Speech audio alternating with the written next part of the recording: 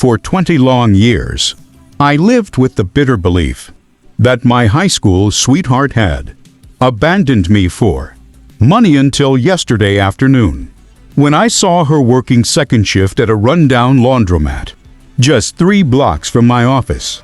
I froze near the rain-streaked window, holding a hot coffee that suddenly felt heavy enough to drop.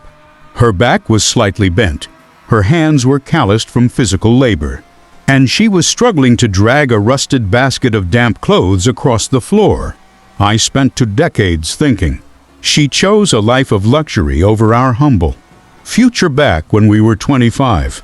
But seeing her here, living in near poverty while I had built a corporate career based entirely on a lie, a chilling realization hit me like a physical blow. Nothing about my past made sense anymore, and the woman who once held my heart was struggling just to keep the heating on in her apartment. Back in our 20s, Sarah and I didn't care about flashy lifestyles. We built our relationship on simple, old-school values: hard work, quiet respect, and total loyalty to one another. We had big dreams, but we were willing to build them ground up. Then, overnight, my world collapsed. A brief, cold note was left on my workbench stating she was leaving town with a wealthier man and explicitly asking me never to look for her again. I took that note as the absolute, painful truth. I buried my heartbreak, threw every ounce of my energy into my work, built a stable firm, and eventually raised a family of my own.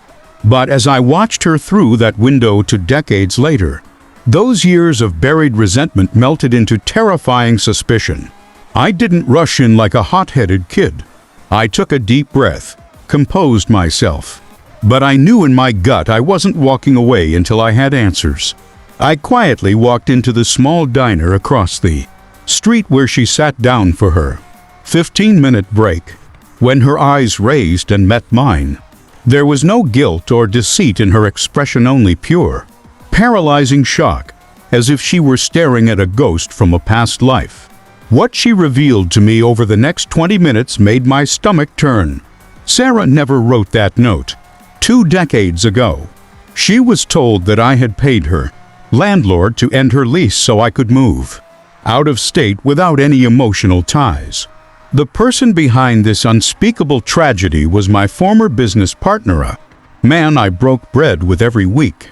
He intercepted our mail, forged her signature, and deliberately drove us apart simply to keep me focused on building our business, which he later took control of for his own gain.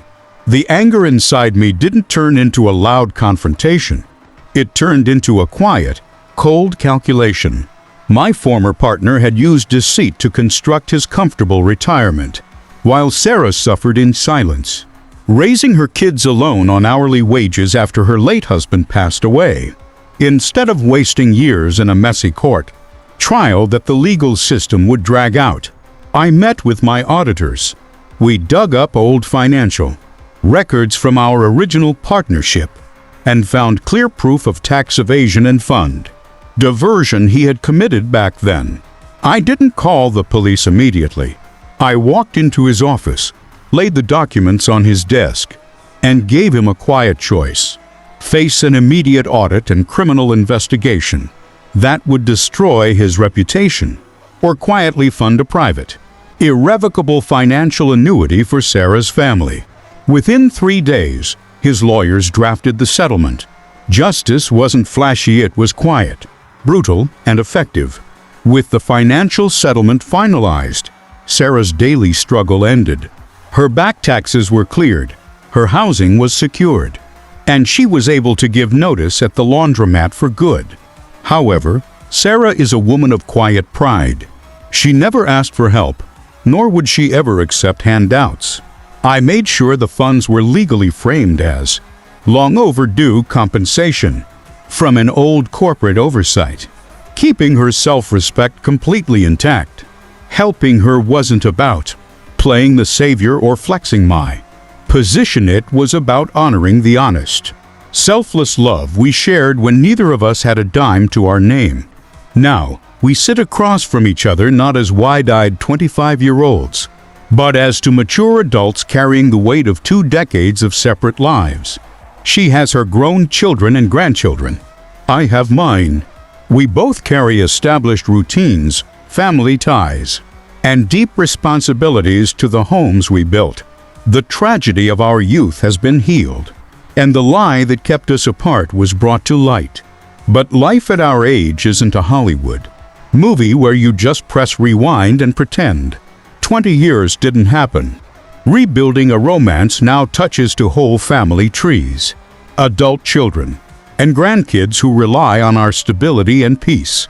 Yesterday afternoon, Sarah looked at me with soft tears in her eyes and asked a question that has kept me awake ever since. Should we try to piece together what was stolen from us 2 decades ago? Or should we simply be grateful that fate allowed us to uncover the truth, heal the ancient wounds, and say a proper, peaceful goodbye? We brought justice to a bitter lie and secured a safe future for those we care about. But now I stand at a quiet crossroads, and I turn to you, my friends, who have walked through decades of life and understand the true weight of family, timing, and dignity. If you were standing in my shoes today, would you risk disturbing to established family structures to rekindle a lost romance from 20 years ago?